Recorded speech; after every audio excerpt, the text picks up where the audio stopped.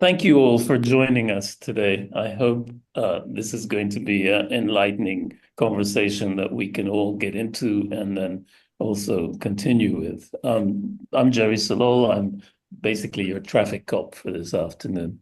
And I think we have three incredibly astute and important speakers who are going to be sort of setting the pace. Um, I'm a great Bob Dylan fan, and so I've been thinking about something he said in a song that he wrote when he was about 20, I think. And he was writing to Woody Guthrie, and he said that he thought that the world seemed sick and hungry, tired and torn, and it looks like it's dying and it's hardly been born. And if we compress the history of the Earth into a single year, modern humans would appear in the final 14 seconds on December 31st. So the widespread use of fossil fuels and other things that have affected the climate would occupy less than a fraction of a second in this year-long analogy. And so I've been thinking about how we use this Earth that's so much older than us, and what the crisis that we are facing and I can't think of three people that could talk about this with more relevance. And so standing here, I want to start, basically, we're going to have Stephen Heintz, who is the president and CEO of the Rockefeller Brothers Foundation, and Indy Johar, who is with dark matter, and each of these people have their CVs, I think, and their bios in the documentation that we've shared.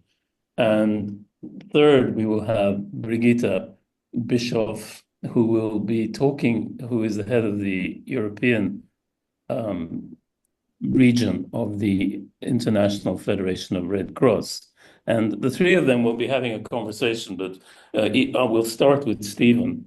And we would like to encourage you to get engaged. So please do put your comments and show your interest in speaking. With no further ado, Stephen, we go back a long time. You're one of the people who I consider a mentor. I'd really think it would be great to have you kick us off. Stephen. Gerry, thank you very much, and thanks for the invitation to participate in this conversation. This is a time when we really need to think together about an alternative story of the future.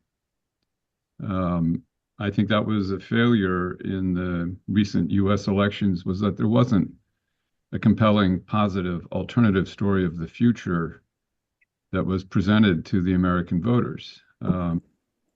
So, I wrote a paper based on some work I did on sabbatical called A Logic for the Future. And my project was to examine the existing international system and its origins and evolution over time, and to try to then imagine a better system that would help us go forward in the remaining decades of this century with less violent conflict, more broadly shared prosperity, and a sustainable planet. Obviously, it was a very, very big undertaking. And fortunately, the Robert Bosch Stiftung gave me 5 months as a fellow to do this work. And I will summarize it very quickly.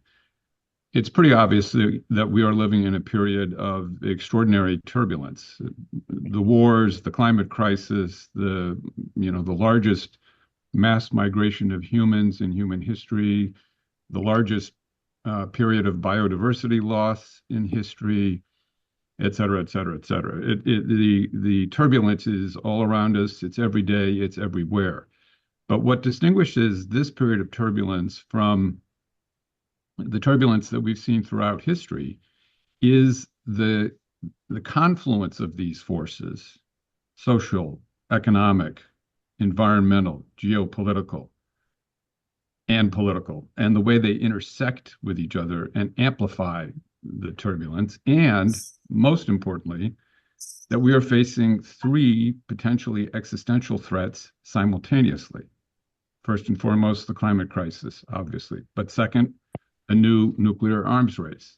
And third, hyper disruptive technologies that we really don't even yet understand entirely, artificial intelligence, but also bio manufacturing and bio capacities of various kinds. So these three existential threats uh, really highlight the fact, and this is the second core point, that the international system that has evolved since the Peace of Westphalia in 1648 is simply not relevant to the future, even to the present, much less to the future that we are facing. The system is anachronistic, it's inefficient, it's ineffective. Some parts of it are simply obsolete. As the Secretary General himself has said, we cannot expect a system designed by our grandparents to serve the needs of our grandchildren. So that's the second point. And I remembered something that Peter Drucker wrote in 1980. He wrote a book called Managing in Turbulent Times. And the core thesis of this book was that the real risk in times of turbulence is not the turbulence itself, as he put it, it's acting with yesterday's logic. And to me, that's a pretty good description of exactly where we are. We face these incredible turbulent times, these existential threats, and yet very stubbornly, we are acting with yesterday's logic. So we need a new logic. We need a logic for the future. And I spent some time thinking through what that might be, and I'm happy to chat about it as we go forward. But a new logic is not enough. We also need a new ethos. We really need to develop a global ethos that I simplify to an ethos of sharing and caring. Caring for each other as a global society of human beings, caring for the planet that we rely on, and sharing the resources available to humankind in a more equitable fashion. So an ethos of sharing and caring is a second critically important element. I just came up, so I grabbed my headphones. Sorry, there's some interference. And third, we need a new system, and we need to think imaginatively about what the elements of a new system might be.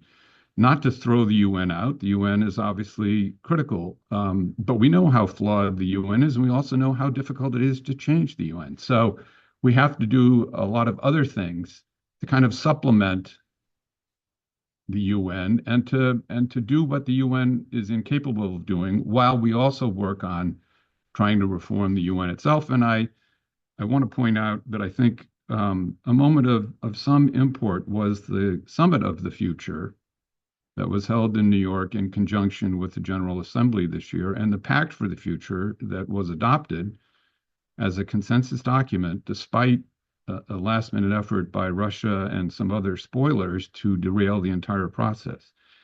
So I'll just summarize by saying we are not going to survive. We're not going to provide the future generations with the lives they deserve unless we act with imagination, creativity, invention, and political will. And that's what I think the story of the future needs to be crafted in that way. So let me stop there, and I'm eager to hear others. That's very powerful, Stephen. Thank you very much. Indy, with no further ado, I'm coming to you to see how you react to some of the challenges I think that Stephen has put out, but also this idea that we are trying to deal with tomorrow's problems with yesterday's solutions. Indy? Yeah, hi. Firstly, absolute honor to be in this whole room. There's just so many extraordinary people that I admire who've done so many extraordinary works. I just want to fully acknowledge that. I think many of us have written about stuff and documented stuff, and I'm gonna work on the assumption that there's a lot of information out there. And so I'm gonna work on what I think might be worth us a sort of a fresh, or slightly not fresh, an additional take that might be relevant. One of the things that's worried me the most recently is that we might be living through the second Engel pause. If the first Engel pause was a delamination on the return on capital versus the return on labor delaminated, we're now living in the second version of that. Now, what that second version drives is something really scary because it means that the return on assets and capital is now J-curving away from the value of being human. No, I've not just gone labor, I said the value of being human. Because when you macro the economy and you make decisions through the framework of the economy, the value of being human becomes systemically diminished. And I would put a hypothesis to this room that what we're seeing is now that diminishment of human value being manifest in the wars and the other landscapes that we're starting to see. And why I say that is that, and I would say the 200 billion that's being invested in the US on generative AI is about the fundamental disruption of what it means for the value of labor. That is why 200 billion is being allocated this year on generative AI to be able to disrupt the value of being human and human labor. And what I would argue is that sitting on top of that is obviously the lack of value of nature in our current systems. So when you add those two things together, we are operating in a landscape where we're effectively self-terminating most of humanity and our nature ecosystems. And I think this is coded into our reality in many ways right now. The second part I want to put on the table that I'm worrying about a lot is that most of the money is moving towards mitigation. But actually, when you look at the problem, is we are now moving towards almost certainly a 3-degree future, and certainly a 3-degree plus future. And in that conversation, one of the things I would say is that actually there is no pathway to mitigation if we don't have resilience. So we lose one of the major food baskets at 1.7 to 1.9 degrees.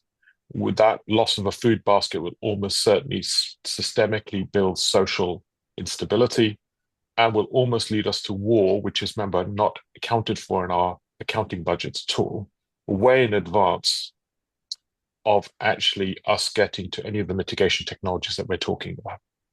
So one of the challenges I think we face systemically is how to keep resilience of our food, energy, water systems long enough to allow for mitigation to occur. And the hard problem is that actually resilience is not on anyone's balance sheet. The capital economy is structured largely through the efficiency of capital, not through the provision of supply, which is why most of our food systems fell apart as we went through COVID. So I think whilst we can see, so I would put those two fundamentals. And the third fundamental that I'm worried about quite a lot is actually what I would say is the psychogeography of fear, that we've built a framework that effectively fear, our whole economy is rooted to creating precarity. And that precarity, I mean, I would argue that our economy is designed to create precarity onto humans in order to allow them to be instrumentalized into our economy. Now, that precarity has been systematically accelerated by climate breakdown. Note, I'm not using climate change, climate breakdown. And that volatility will actually increase the landscape psychogeography of fear that's actually we're operating in. And that precariousness, so I was just in a meeting in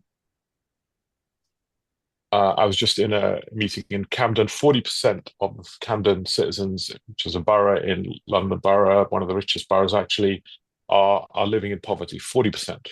And they anticipate over the next period that will massively accelerate.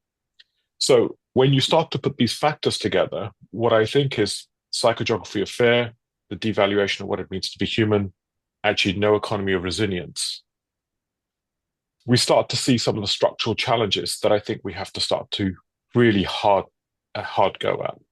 How do we build a new resilience financing instrument, which I think will have to be some form degree of planetary response?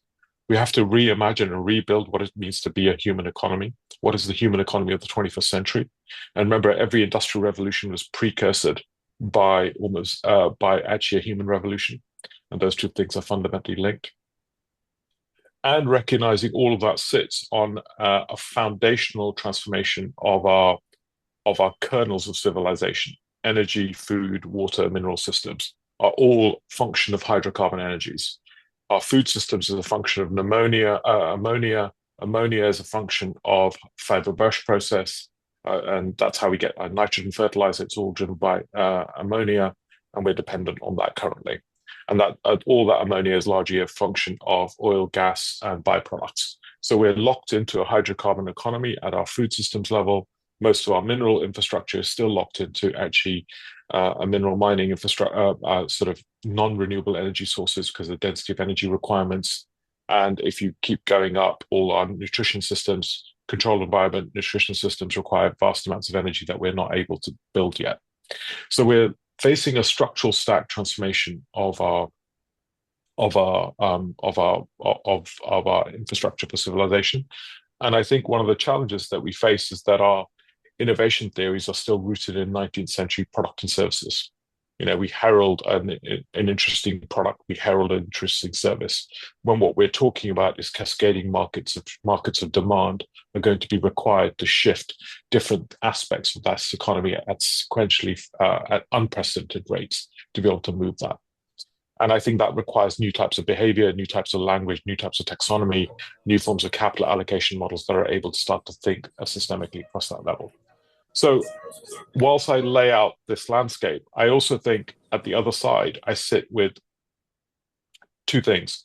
One, a darkness that I think we genuinely are in facing a fork in reality, where a fork by which I think there is a very serious pathway for us to fall into a vicious spiral, which will be a spiral of escalating violence that I think we will struggle to get out of, and that I talk about the level of trauma, the violence, the devaluation of being human, the concentration of capital and assets as driven by machine learning, compounding with centralized energy systems. That will create a pathological kernel, which I think will drive a vast amount of tyranny in the world and a war machine that's out of control. And remember, our GDP gets very easily linked to the war machine and thereby becomes dependent on the war machine for all of our investment structures and all of our public infrastructure. So I think that is the dark side. On the bright side, what I see hope for is, James Lovelock gives me a lot of hope, especially in his last book, Novacene, where he talks about, yes, humans have been only alive for 40 seconds or whatever, Gerry, that you said, but maybe humans were the moment where the planet became conscious and self-aware. So 8.5 billion people making the planet self-conscious and self-aware, and a human-machine ecological synthesis that allows the planet to become self-aware at an extraordinary level.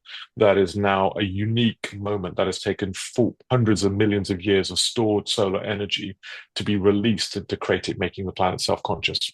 And I also think that we sit at this chrysalis moment to be able to transform our civilization in ways that are unprecedented. And it's no surprise that large-scale machine learning models are opening up at the same time, where we need to move from control theory to learning as a core framework for all coordination in complex systems. So I think there's a kind of convergence of capability and possibility at the same time of great need, but it requires us to recognize the self-terminating nature of the fork that we face, and thereby the opportunity for pretty extraordinary transformation, which is not a choice, by the way, because life chooses life. Life doesn't choose death, and that's a choice that we have. If it's a choice, it's more of a duty. That's it. Thank you. That's powerful stuff, Indy, and I hope we can sort of unpack some of that as we proceed. I was struck by both the darkness you're painting and also the optimism of the last things you said. And I'm really excited to ask Birgitte to talk about this experiment that the International Federation of Red Cross organizations are about to embark on in terms of rethinking response to crisis. And I think as an institution, this is a pretty formidable institution, but with no further speech from me, I'm going to ask you, Birgitte, to come in at this point. And please comment on what you also found relevant in what Indy and Stephen had to say. Thank you so much, and also a big thank you from me to participate in this conversation that already is setting a very high bar. Let me say it like that. As you said in the beginning, Gerry, I'm representing 53 different national societies in the Europe region, Red Cross and Red Crescent societies, and we have agreed that that we will try to tackle some of the challenges that have already been very broadly painted in the beginning of this, and I would like maybe to start with something that Indy is talking about. I think we are concerned about in the Red Cross family what kind of resilience what resilience will need to look like in a rapidly cascading complexity of very interconnected crises. I think you've all talked about it, but that is what we're seeing, and we decided that I wanted to embark together with the national societies on this, and we were using polycrisis as a lens that we took to do that, and then we found out that there are many people out there who are trying to better understand what crisis patterns are looking at and how we better get prepared for that. And in the world, there are around 16 million Red Cross, Red Crescent volunteers that are placed everywhere at very local level, and they have a network in country. They have a network globally, and we think that this is a necessity or an obligation. I think that Indy was saying to use that network to better find out how can we address some of the challenges that we have been looking at. Where I come from is probably much more practical than research based, but I come from a reality of increased vulnerabilities in Europe, and I thought to describe that we can all remember vividly how the COVID was affecting all of us, our families, our communities. There was a big change. It was not only a health crisis, and I think this is talking to the reality that we're seeing. The COVID was impacting our economy. It was impacting our logistics, logic, and systems. It was impacting the food security and how we thought about food and where should it come from. It was impacting our social fabric. Mental health was affected. Our young people could not go to school. They couldn't participate in social life. I mean, all these things that we know now as a reality. But what we saw with national societies of Red Cross and Red Crescent was that they actually adopted. They were able to, with agility and new ways of thinking, to use new technologies, to digitalize some of their services so that they could get into contact with people that were lonely. They could get into when vaccines were coming to make people access those. We saw that also we were able to attract completely new profiles of volunteers. So there was a tradition that certain age groups, certain profiles were attracted to be a volunteer in our network. But with COVID, we saw very different human beings that wanted to be part of something because they saw that this is a challenge, that they wanted to contribute. This I see as if we went to Indy, the positive and what is giving a reason for optimism that people are participating in new ways of volunteering and they so already during COVID, we recognize that our network is really able to adapt and face new challenges in a good way, in a constructive way. The next big event in Europe was when people started fleeing from the conflict in Ukraine. And again, we saw national societies in big numbers adapting to this reality to be able to receive people the best way possible. And in some cases, accommodate them in their countries or help them transit to other countries where they wanted to go. It had a huge impact for our way of doing things. We started doing many more digital services and many national societies again were innovating to encompass what was a big humanitarian task that we had to do, and we have seen many good examples of how this impacted the way we're working. And I'm saying all this to say that with polycrisis, with the complexity of crisis that we are now seeing, we will have to, and I think it was a very good way of saying it, we cannot act with yesterday's logic. We will have to do new ways of scaling up. We will have to be more innovative, and we will have to be agile.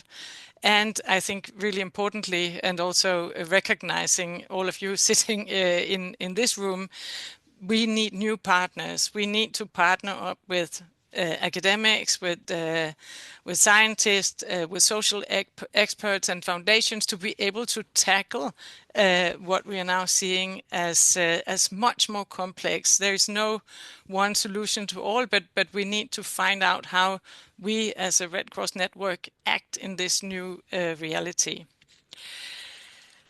So at the same time, when we're talking more about operations, we also see, and I think that was already mentioned, a quite large political division in Europe. And we also see this that the economy often wins over social interest. But there, I think that the Red Cross network is very human-based. It's human-centered. And what we are offering is the volunteer capital. And when people are volunteering, we say that they give without taking anything back, but they give, and then what they get back. And I think that I would like also this opportunity to promote what kind of very strong network that you can be a part of if you're a volunteer, but also you get the satisfaction when you're volunteering of positively contributing to other persons or to your own community, to your society. And I think this is a kind of capital that we also have to take into account when we are discussing these really big themes. And I think that our network is very well placed to help getting in there and understanding well this increasingly complex world, and we for sure need to figure out how we can help national societies access and understand systemic risk, which is really big, but something that there are models for, and we think that this could be a really this is a needed feature that we need to have. We also have to get national societies to have much better skills for strategic foresight. I mean, to see the complexity of what is happening in the world, and understanding these new challenges that we are seeing, and how to tackle them through new methodologies. Some of them, I can see some of the people on the call, I mean, with, for example, the multi-solving, the signal spotting, and other terminologies that we are not using currently, but that we're really, really interested in getting into our big toolbox. I think for the Red Cross network, the new solutions that we are looking for need to be scalable. They need to be innovative, but they also need to be replicable for us to be able to use them in a meaningful way. And I think with this, I'll stop and then we'll be very happy to answer questions. Okay. Thank you. Well, I think all three of you have very, very aptly dealt with this issue of what's the logic of the future? How are we going to change the way we approach things? And I think we started really with a very broad vision of some of the challenges of using yesterday's logic with tomorrow's problems. And then I think Indy kind of really raised very important issues about the dehumanization of the context in which we're living in, and where capital, if you like, is functioning without humans. And I think in your case, Birgitte, you brought in the this fairly large international organization that's somewhat unique in that it has both the kind of national presence and volunteers, but is also not necessarily kind of part of the UN system, etc. So I'm wondering whether there is more scope for a kind of conversation about how do we bring a new logic in? How do we reinvent the way in which the world makes decisions? And one of the challenges I think that Stephen put in his paper was, how do we bring in local communities and indigenous groups and people that have not been brought to the table before? And I think that was echoed in some of what both you, Indy, and Birgitte said. My question, I think, is what are the implications of actually maybe asking ourselves the question, maybe some of the people who are at the front end of dealing with crises have something to offer, have a skill set, have a way of looking at this that we haven't brought to the table. And I'm wondering if, in fact, that is using yesterday's logic, or it's actually opening up for maybe a more thoughtful engagement with people who are really at the front end of a lot of the problems that we are going to have to be grappling with. But that's just one question. I see there's another comment about nobody's mentioned inequality and how do we grapple with inequality. I think, anyway, let's start the conversation with what I've raised with you, but then maybe we will ask people in the audience to come in. So Gerry, maybe I could respond to some of these points. And first of all, I just want to say how much I've enjoyed what Indy and Birgitte have had to say. And I didn't go into a great, amount of detail into the thinking that I've done about the logic of the past versus the logic of the future, but I put the paper in the chat. In the work that I did, I identified 12 elements of what I consider to be the logic of the past. And they are things that have been part of especially Western thinking and behavior in the international arena for centuries. And they start with anthropocentrism, which has clearly been a dominant feature of the logic of the past and continues, as Indy indicated, in the extractive relationship that we have with nature, continues to be part of the logic of the present. And we need to move to a logic that is about centering human life in the entire community and web of extraordinary life on this planet, and realizing that our own survival is just deeply entwined in the survival of the biodiversity around us.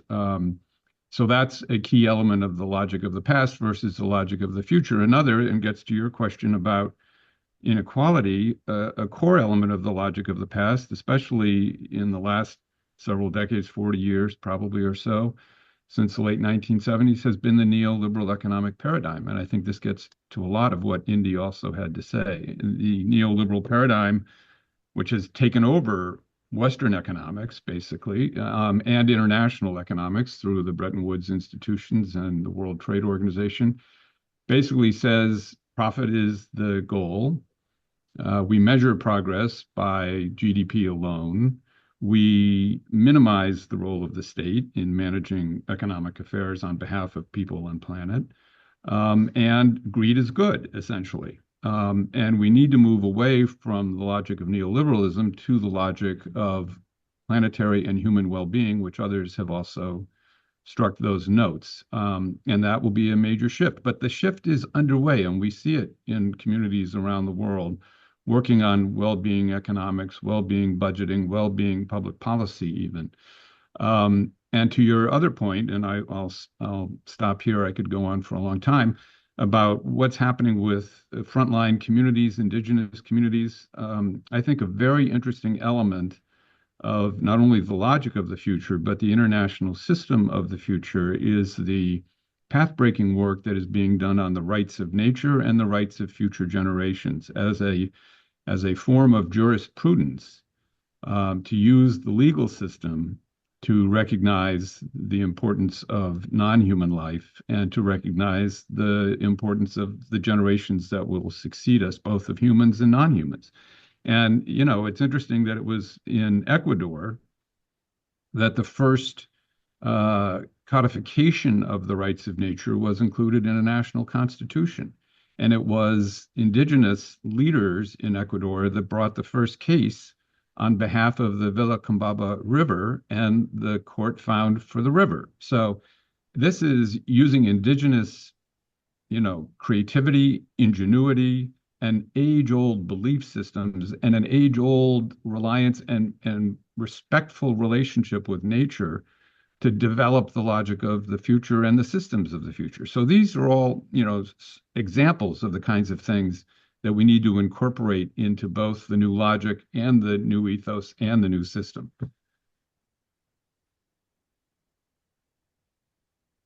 Indy. Yeah, I mean, there's so much to say.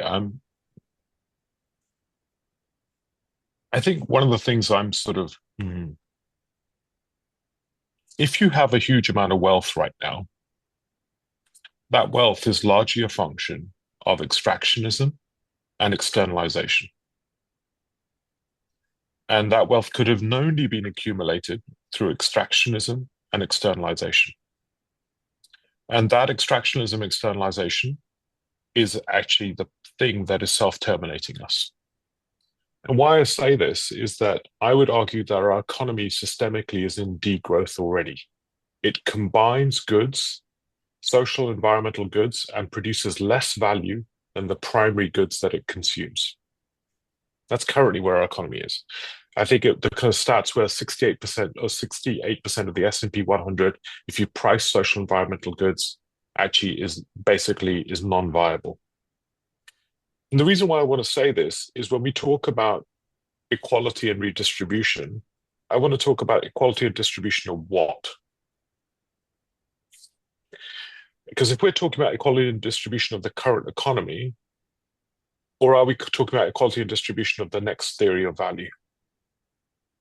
And why I say this is that I think if holders of large wealth are also holders of large moral and technical debts to the earth and ecological systems. So look at it that way. Don't see it as a concentration of wealth, see it as a concentration of debt.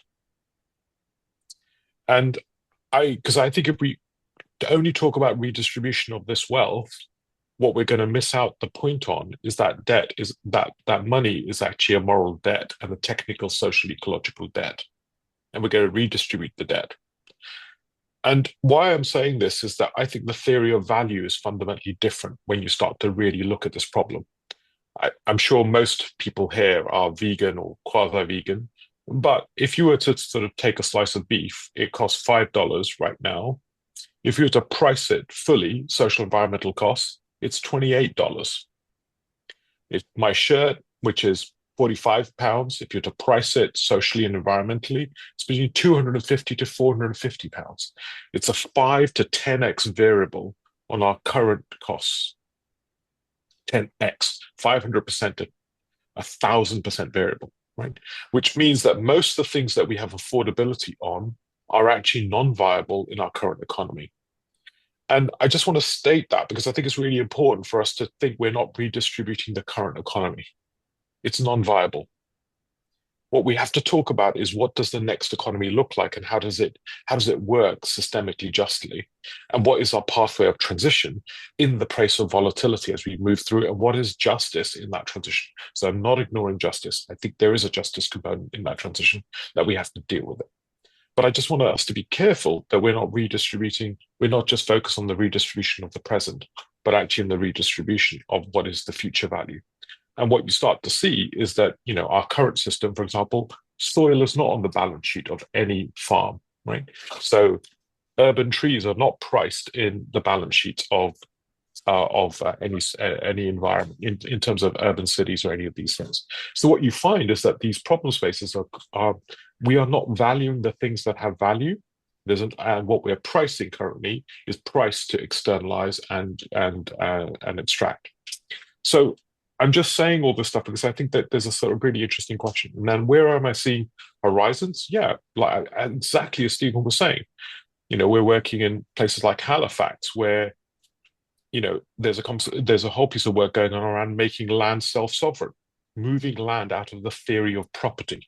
Remember, I would argue that the theory of property, of how we've coded capital and how people like Katrina Pessoa have brilliantly articulated how we've coded capital, is fundamentally at the heart of the crisis that we're talking about. It's one of the kind of root structures of our theory of property and divisibility, and how we've actually isolated value, and how we privatized the common goods into the hands of the few, has been a systemic function. So there's brilliant work going on in places like Nova Scotia, which looks at how does land become self-owning, as opposed to just a land back movement, which is moving land as a theory of property from one group to another group. How do you move into a different relationship with land? And fundamentally behind that problem, which I think is often not discussed in our rooms, when we are often actually focusing on what I'd call the immediate problems, which are so significant, is there is a fundamental question of what it means to be human. I think we are at the limit of the 19th, 20th century idea of what it means to be human, as an individual, as a discrete object. All of our conceit, and it is a kind of intellectual conceit of how we've conceived humans, is reaching the limit of its capacity. And it doesn't fit the physics or the biology anymore anyway. But actually our culture and our cultural languages and institutions haven't caught up. So if we talk about the deep institutional transformations, I would put in theories of like property. I'd put in how we conceive what it means to be human. And these are all parts of the fundamental questions that I think are going to get challenged if we're going to work our way through the crisis. And they're all visible in the conversation. But currently, I just want to frame them out as layers of that conversation in terms of the economy, theory of property, all the way through to what it means to be human. I see there's a lot of interest in the chat, so I'm wondering if we should be opening this up. Birgitte, do you want to come in here before we open this up? Yeah, maybe just briefly, because we got very into nearly philosophical way of seeing this about being human, and I saw in one of the chats that you have to start somewhere, and I think we see it in the Red Cross as we are the ones who have to start somewhere, because we have a lot of people to get on board in this, and I wanted maybe to make two remarks. First of all, I think it's really important when you look at the big communities that we are in touch with. I mean, it's really important to understand how people themselves see their lives, both during crisis, but also maybe you can say in between crisis, but also in just the fear that was also mentioned before, like what are we fearing? We're fearing the climate crisis, we're fearing economic ruin, and the 40% of people in Camden living in poverty. I mean, it's scary, and for us, it's really important to understand how do people perceive this? How do we understand their reality so that we can support? So I think that's where we very much are coming from, and the better we can absorb and understand these realities, the better we can also help people getting through them one way or the other. But surely we need a new and more agile and adapted system from what we have currently, where we are thinking that either people live either we prepare for a flooding crisis, or we prepare for a conflict somewhere, or we prepare for a health crisis. But in reality, all of these things are, as I said before, very linked, and that is the reality that we are in the middle of now. I would also say that one of the big focus areas that we already have, but that I think we need to do much more about, is the youth, because the youth are the ones who are looking at this reality, and they are the ones who also have opinions about it, and that I think is really, really important to attract to help see a different logic. If we talk about what is most important, is it the monetary capital or the human capital? I know which side we are on, but I think understanding the complexity of where we are now and the challenges ahead, I think that a lot of our logic would lie in attracting youth to help us think about this and react to it. So those are the only two comments I wanted to make now, but thank you. Thank you. Well, we'll come back. I'm struck by something that Frido Hendricks has put in the chat, which is, how do you eat an elephant?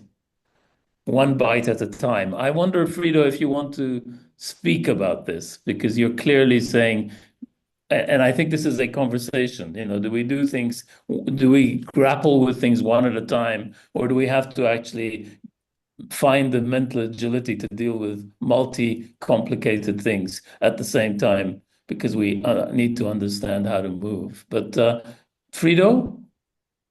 Thanks, Gerry, and thanks, presenters. I think that you've actually answered it already, Gerry. I think as you said, or maybe it was Stephen who said it, that we're talking very much about huge problems that we're trying to overcome. And while these are all indeed global problems, or perhaps not even global problems, but they are very significant problems, and they're very interrelated, and they're very intertwined, and they're very interdependent. They just become too big to swallow. And maybe we need to unpack them, and maybe we just need to see, okay, what are the ones that we can tackle right here, right now? Birgitte clearly mentioned innovative ways. There are plenty of potential partners out there who have very interesting and perhaps very relevant solutions, if I may use that word, for some of these problems. So I think one of the issues in trying to overcome this is to be clear on what is the problem that we're trying to resolve. What is the actual problem, and how do we effectively address that issue so that it contributes perhaps to a bigger discussion?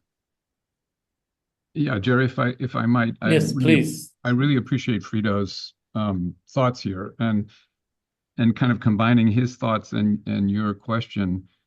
I don't think we have a choice, between working at the macro level and biting and eating the elephant a bite at a time. I think we have to do both. We have to be thinking very big, and I'm grateful to Indy for getting us to think very big.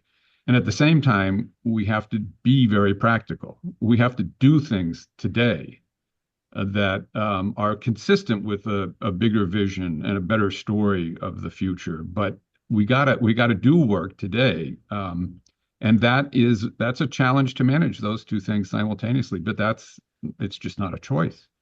And I really believe there is a lot of good work that is very practical. And one word that hasn't come up in this conversation, at least if I have been paying close enough attention, is the word politics. And we have to deal with the reality of politics. And I'm here in New York City, toggling between despair and defiance because of the political situation in our country. But we have to recognize what the results of the election tell us about the dissatisfaction of 72 million Americans.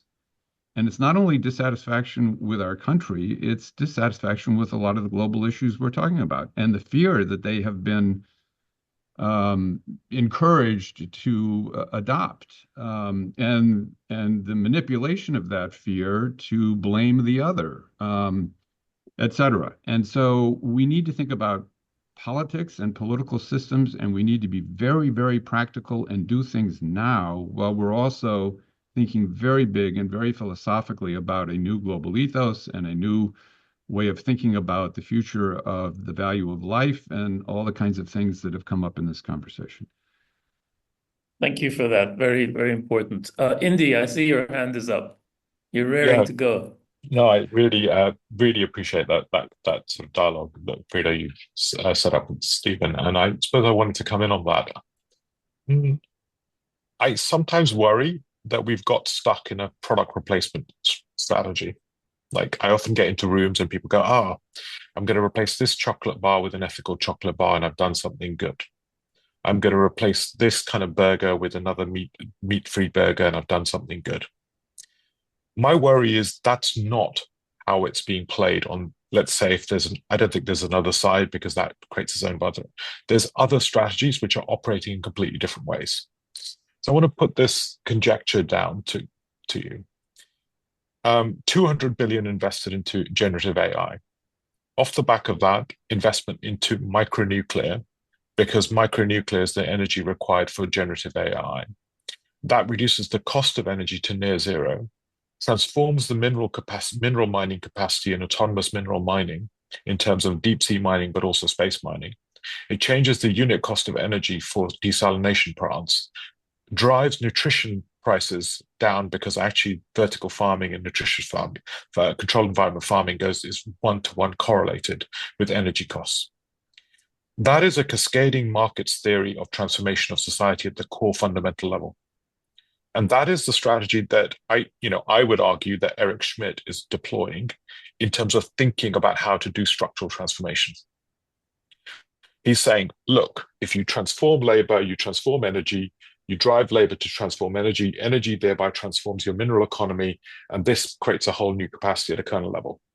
So I agree with Stephen wholeheartedly. I think we have to think at the scale. We have to get out of what I'd call product replacement strategies and start to think of these cascading markets theories of scale and think very practically about how you crystallize those value chains. So my conjecture would be, if that is the Eric Schmidt strategy, what is the radical humanist strategy? What is the new human investment strategies that are required to revalue what it means to be human? What is the new human machine economy? What is the new human soil economy? And how do we build that as a cascading markets demand framework that actually allows for the scale of transformation at the speed that's necessary?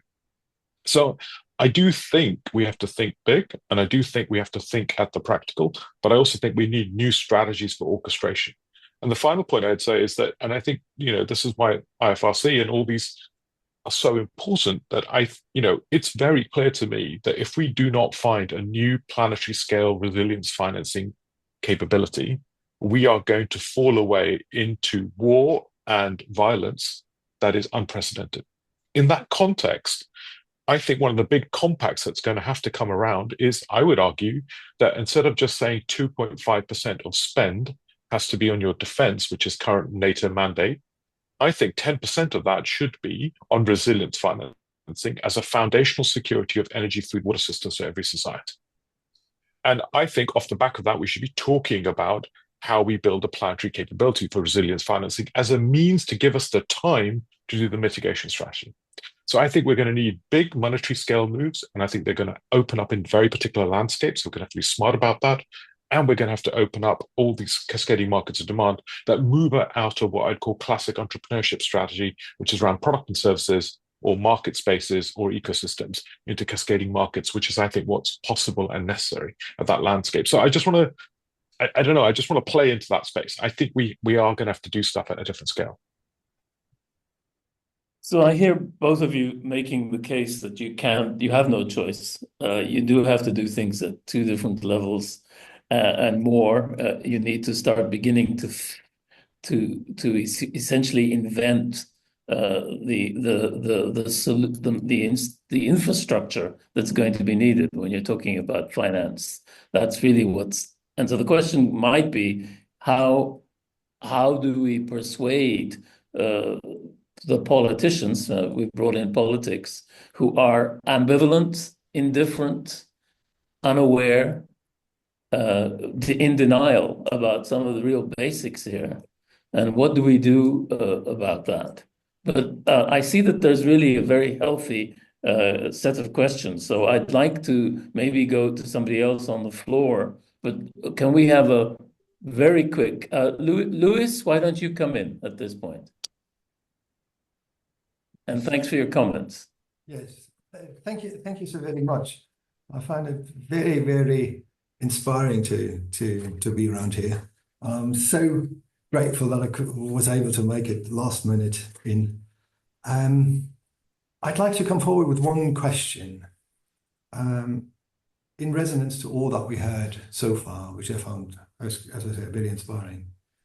How do we recognize in our ongoing conversation here that we are moving towards a new logic?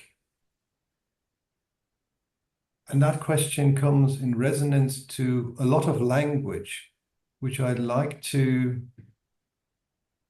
double check or allow ourselves to recognize.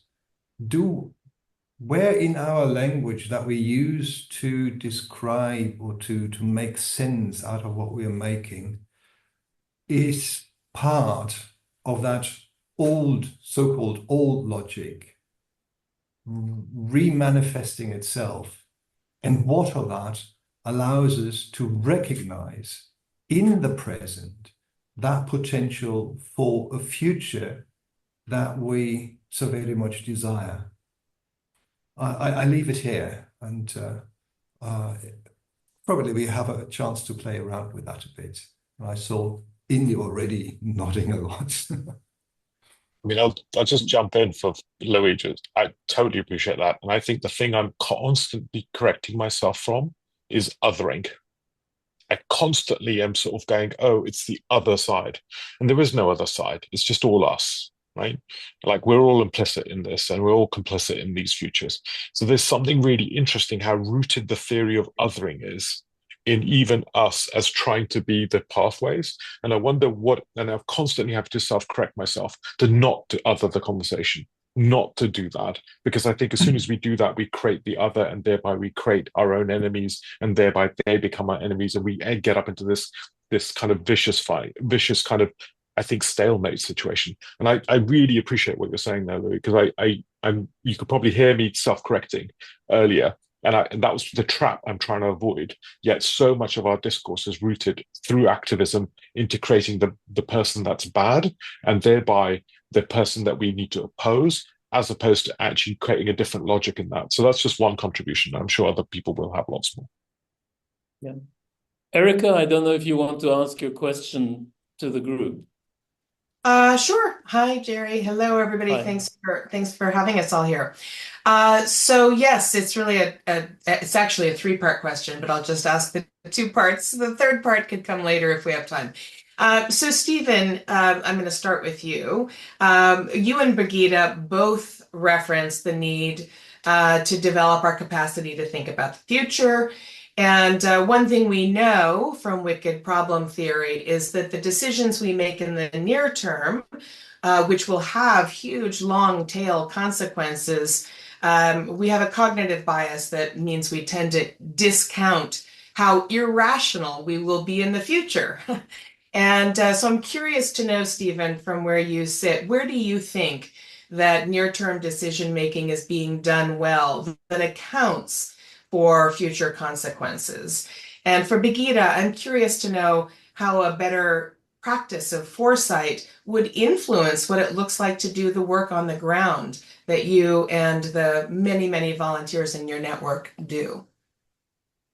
Thank you. I'm going to ask Gurpreet Singh to also make his comment, if that's okay, so that we get it's more than one question in. Thanks, Gerry.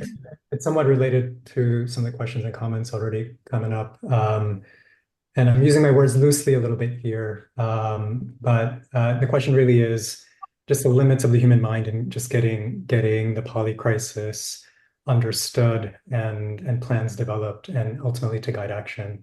And so the word that came to mind was collective infrastructure. What does that look like to collectively bring the polycrisis into attention and to guide action? And are there any principles that can guide the creation or aggregation of such infrastructure, or even a vision for what such infrastructure may look like? And I even see this conversation as being one part of such infrastructure, but obviously there seems to be leaps to be made to get to a point where I would argue we even have a chance of making it out. And so I'll leave it at that. So principles or vision, and then also please feel free to reframe or redirect the question. Anybody sort of hungry to answer those questions? Well, I think Erica directed some of it directly to me, so I feel an obligation to try to answer. You're welcome, Stephen. You're welcome. Yeah, thank you. Thank you very much. I would say a couple of things. I think that generally, and this is, I think this has contributed to the polycrisis that we are now in, this extraordinary crisis that we are in. We've done a terrible job of anticipating future consequences and acting differently based on those assessments. What we've done instead is acted on the basis of current information and current, aspirations, whether it is for wealth or for power or, et cetera, and acted without regard for what the longer term consequences of those actions might be. On the other hand, there are pockets where I think there are good examples of that. And going back to a theme that has been exposed earlier in this conversation, it's largely in communities. It's largely at kind of the micro level, in communities that are conscious of what is happening around them and can see, because of their own lived experience, what the consequences of continued behavior of the current type will lead to. And they are taking action. And there are cities and towns, there are villages, there are indigenous communities that live this way. And this is where we can find a lot of inspiration.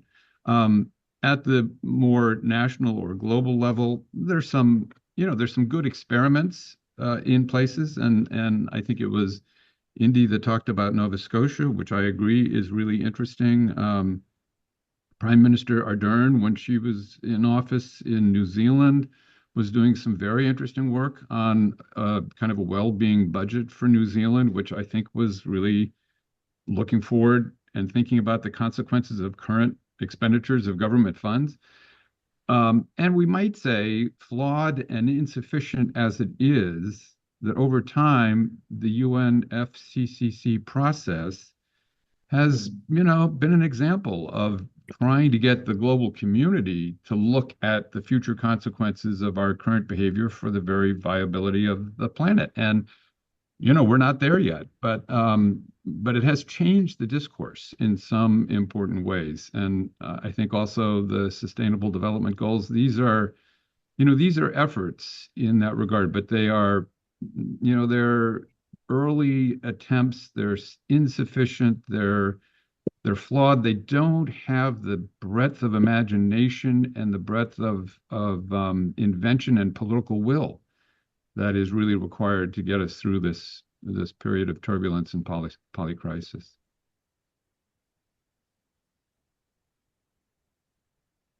Walter, I'm going to come to you. I just want Birgitte to answer Erica's question and maybe also react to Gurbit's comments, and then we'll come to you. I see you're getting frustrated with us. Okay, thank you. But I would like to at least how would foresight help? I think with all the communities where we have volunteers that are representing their communities, having more access to models for foresighting that are not one-eyed or one-dimensional, but looking at various aspects will help not only in short-term planning, but also in longer-term planning. I think in many places we are victims of doing very short-term planning, and Stephen said, why is no one mentioning politics? But I think politics is victim of that. It's short-term planning. It's very reduced perspective, because you want to be there for a couple of years and ensure that space.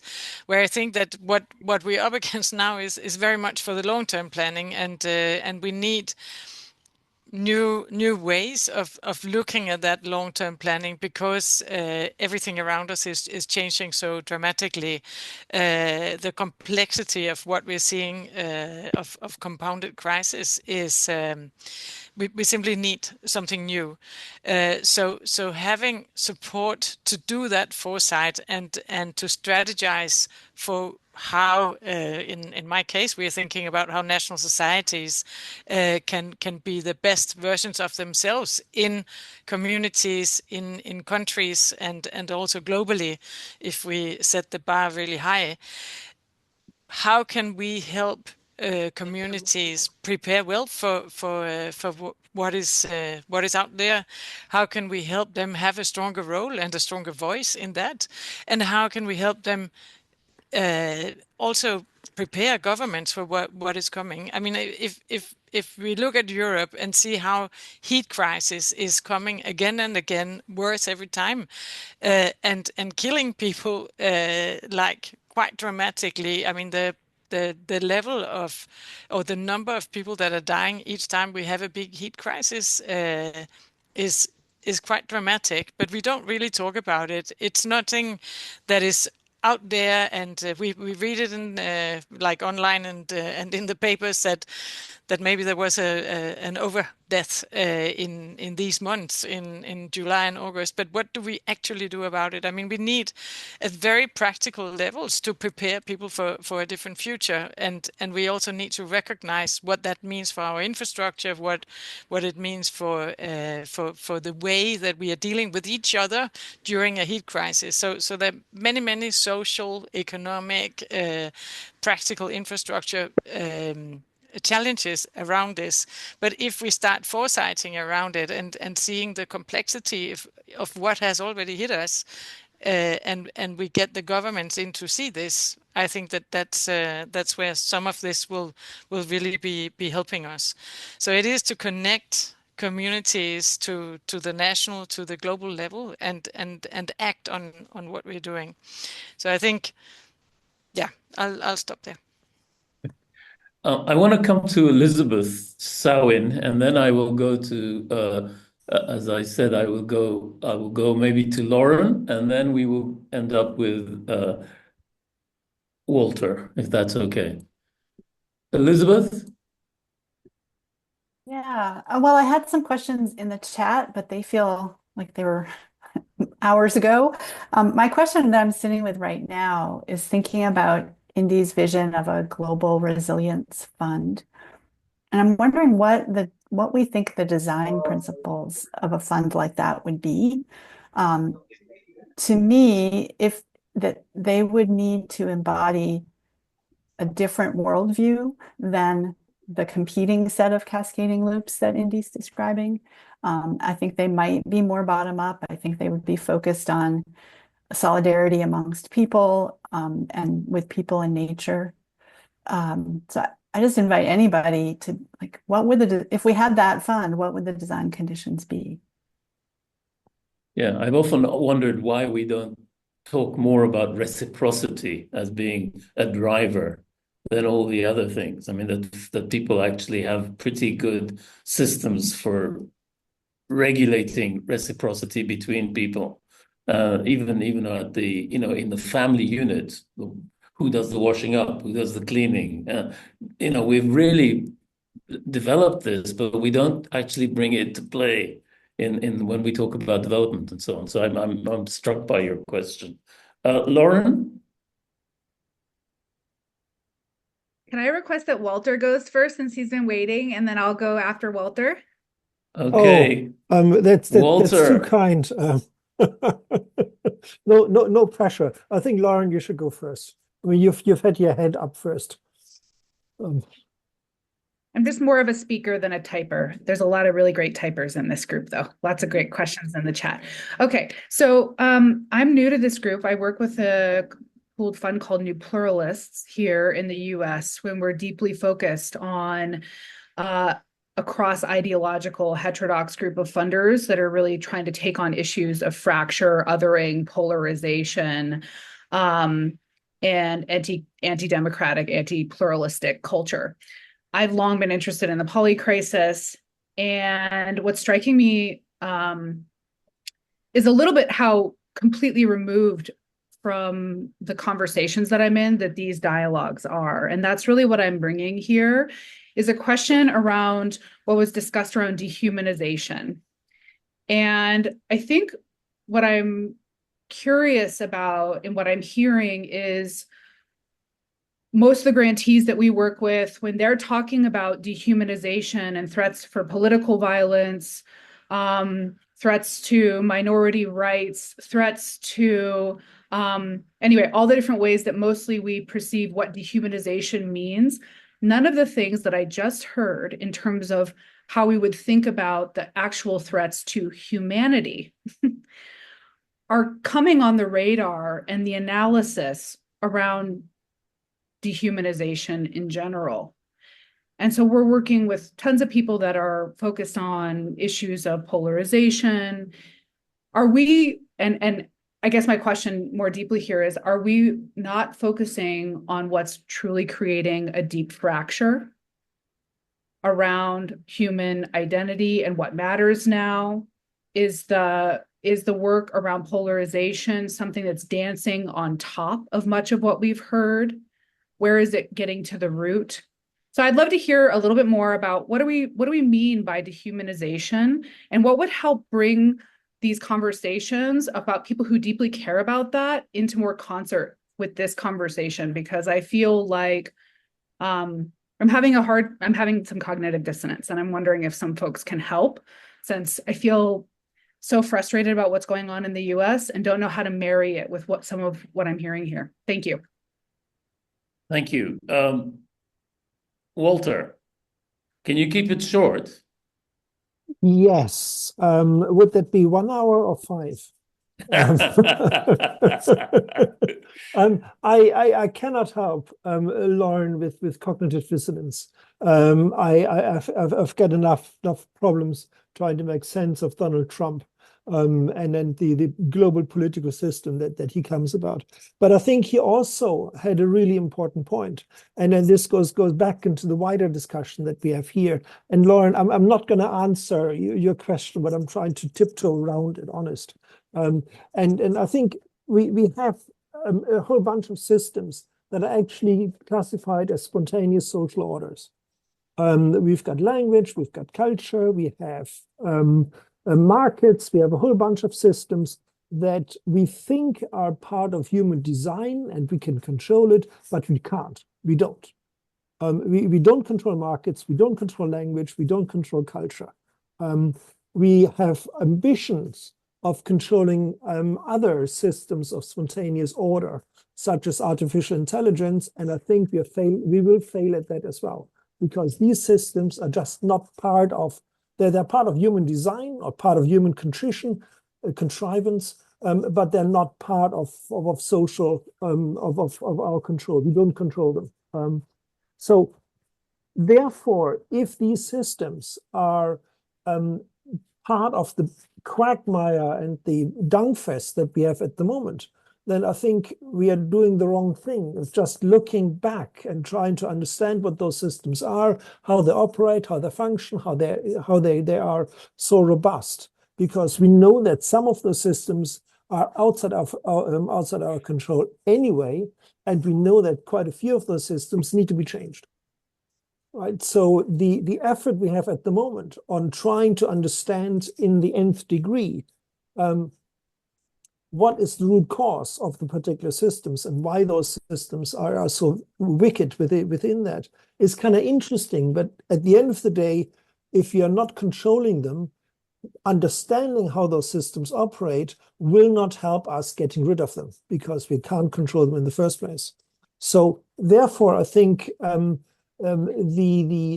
suggestion, I think it was from Stephen Heintz, that we should perhaps, rather than trying to understand what the problem is, trying to experiment with local issues, with local, Stephen was here, with local ideas, trying to figure out what are practical local solutions, and then try to find out how we can upscale them, how we can replicate them. I think that would be a far better theory of change towards this.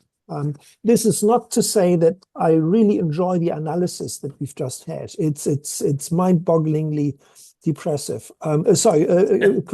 Good. I'm struck by the fact that we're asking fundamental questions too about what do we mean by particular words, and this is difficult in a conversation that's this short. But I did think that it was worth going back to Indy to explain what he's saying when he's talking about dehumanization. And I also found very interesting in the chat, the Canadian Red Cross is moving on some things. So I'm wondering if we should get you to speak to that. And then Joan Diamond has asked a question about the lack of the word uncertainty in our conversation. So I'm wondering if those three comments might be worth paying attention to. But I'll start, I guess, with. Do we want to go straight to the issue of? Can you answer maybe the comments we've had, and then I'll go for another round. Indy? Yeah, no, sure. I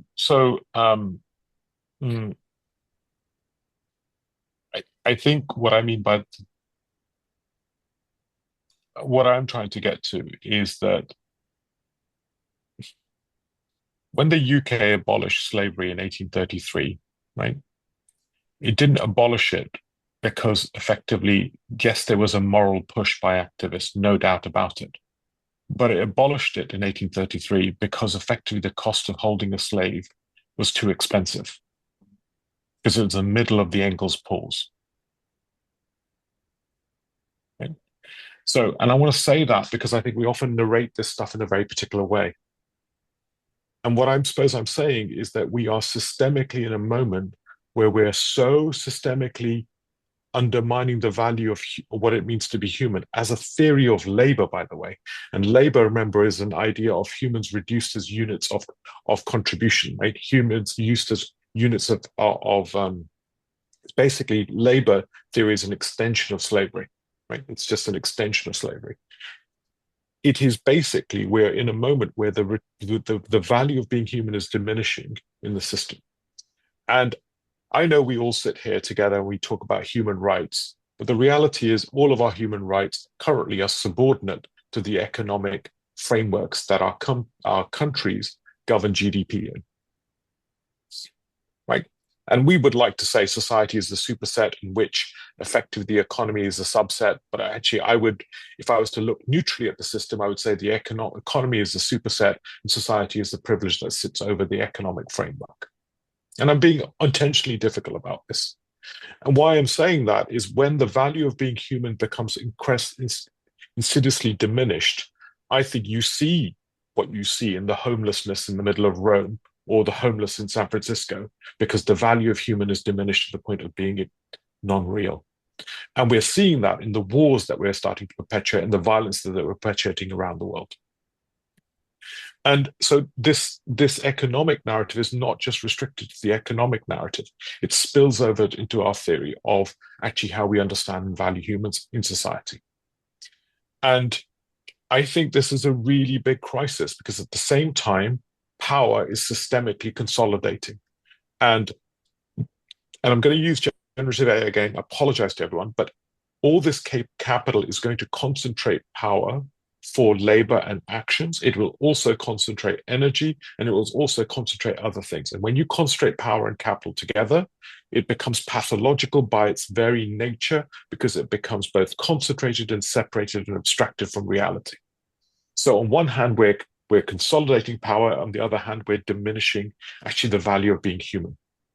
And when those two things manifest, I think we're going to see systemic, and we are seeing systemic genocidal violence across societies in different formats. And I say that, and I think I think those forces are in play. I think those are significant, and they are path trajectories we're in the middle of. And I think that requires us to systemically transform the value of being human. We have to transform actually how we build new technological capabilities and what the pathways of those things look like. What is the new human-machine ecological synthesis? And I totally take on board the reality is nature has also been fundamentally discounted in that story and has been devalued, and our economy is based on the extractionism from that, which is what is now killing us as well. So these three poles are coming together. And that's what I mean by the kind of devaluation at an economic level of what it means to be human. I also recognize that when I stand in front of people, they want words like freedom because they feel entrapped in their lives.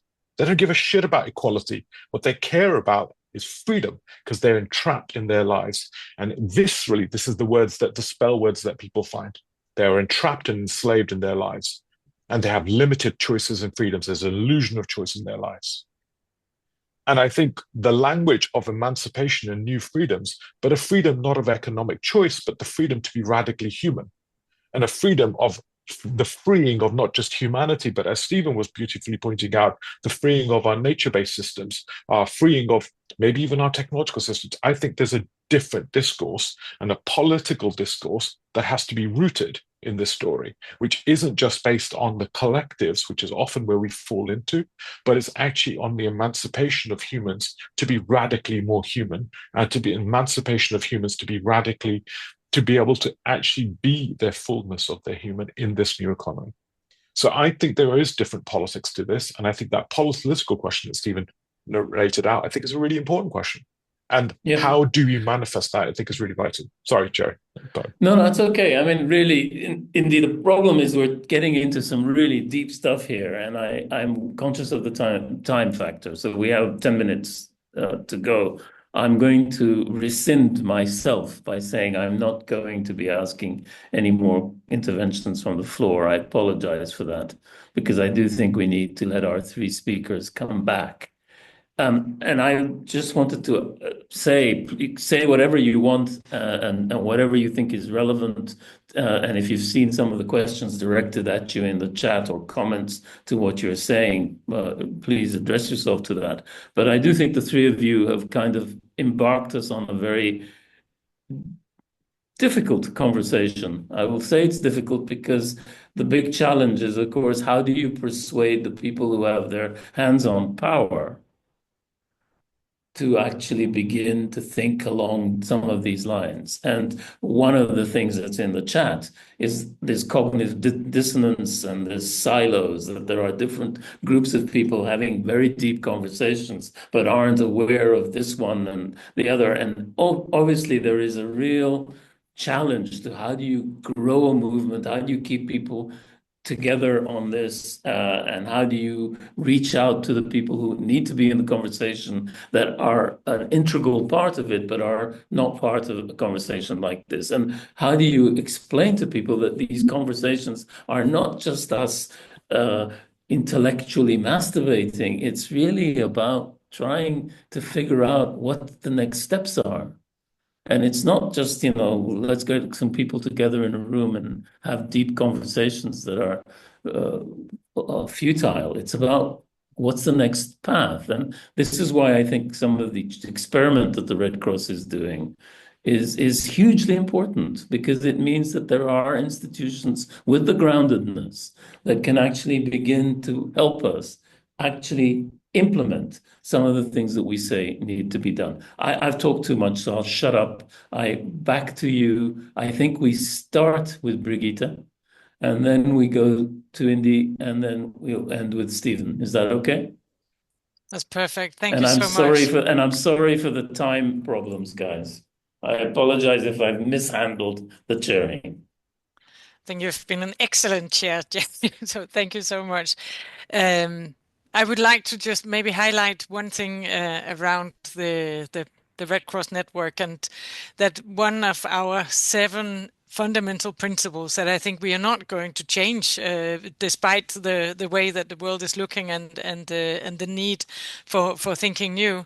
I would highlight that the principle of humanity is one of the driving forces for what we're doing, and also that we are not taking part in politics, but are a neutral, impartial actor. So that is just to highlight. What I think is also really important in this conversation, that there is an organization that is trying to be present at local level, hear the voice of the people that are there, and help them act to better their community where they are for now, but also for and then I think what is our obligation is to help them think about the future in new ways. So this is, for us, embarking on a very new journey. And I would like to highlight my colleague Stefan, who is in the chat, and he's saying they're redesigning our strategy for the Red Cross in Canada, and inspired to borrow the concept of rights of future generations in the community plans. So this is aligning with what they were already doing. But I think the inspiration that we can get from talks like this and the new tools that we are seeing and the like the concept of what we're seeing around us is really, really important. And as I said, it's still new, very early days. But I think a network like ours with a very local presence is a critical one to participate in seeing how we can do things differently, with less eyes on the economy and much more eyes on the social fabric that we want to maybe not preserve but also see in a different light. I think it's there is a lot of opportunity here, and I really thank for the conversation. It's been hugely interesting, and I'm just looking forward to engage more. Thank you. Thank you. Indy. Probably spoken a lot, but I think the one point I was trying to sort of, there's always a conversation that comes up invisibly, which is when I say we, everyone sort of says, well, who's the we? And, is it me, you? Is it you, me? Is it this room? Is it what? And this is the invisible conversation in every room. And what I would challenge us is that if there is no other, then what is the we? If you wish to preserve this war through the theory of the other, then we're on pathways to self-termination. So that's the we. All of us. Thank you. That's very helpful and very short. Stephen. Oh, gee, I don't really know what to say. So much has been said, and my head is kind of spinning. Maybe a couple of quick points. I agree with Lewis. I think love actually is the answer. And the question is, how do we kindle love, and how do we infuse love in all the things that we do, and how do we define it to incorporate not only love for our fellow humankind, but love for the nature that sustains us and for this planet, and make that, a core of this ethos of caring and sharing. I do think that is a huge part of the answer. I don't know how to do it. On a more practical level, I am really impressed with what Birgitte is doing at the Red Cross, and she talked a bit about the conundrum of short-term planning versus long-term planning and politics. And I will share an anecdote. 50 years ago, at the very beginning of my career, I was in politics, and a politician with whom I was working was trying to educate me as a very young man, and said, look, what you don't understand is that in politics, short-term planning is the next budget, and long-term planning is the next election. And that, to me, encapsulates quite well exactly the realities of how politicians think. And how do we move that group into this new framework of thinking long-term about the future of the planet, knowing, as we do, that if we don't think long-term with love and with creativity and with intentionality, we're doomed in a lot of ways, is just a huge, huge challenge. The last thing I'll say is that mostly the history of systems design has been a history of responses to catastrophe. Certainly that was, Woodrow Wilson's effort with the League of Nations. It was certainly the founding of the United Nations, et cetera. And what we need today is to preempt catastrophe as opposed to respond to it. And that is an order of magnitude more intellectually challenging and more politically challenging than even responding to major catastrophe. And so we have to work at the local level. We need radical solutions at the local level that we can experiment with, test and examine, and then weave together in compelling narratives, because we need an alternative story of the future that will mobilize and inspire all of us to act in ways that avoid the catastrophe that is looming. Thank you. That's Very profound, and thank you for coming up with that. I really think it's a good way to end this. I apologize for the shortness of time. There are comments coming in furiously in the chat, so we're going to have to figure out whether there's a way of continuing this conversation. Most importantly, I think, is this million-dollar question. How do we persuade those that are not persuaded that they need to change? And I heard everything that Indy said about othering. So I want to talk about how do we, without othering people, how do we actually begin to make the case that really things need to change and change from the bottom up fundamentally. And I think this is I guess the struggle we're all in. Thank you for your time. Thank you for your patience, especially with me. I hope we can continue this conversation. And I want to say thank you to Stephen, Indy, and Birgitte for, I think, giving us a lot of food for thought. It may seem very complicated. It is very complicated, but it's great to have people with such passion explain things to you. So thank you very much, each of you. And thank you for your time. Thank you for your engagement.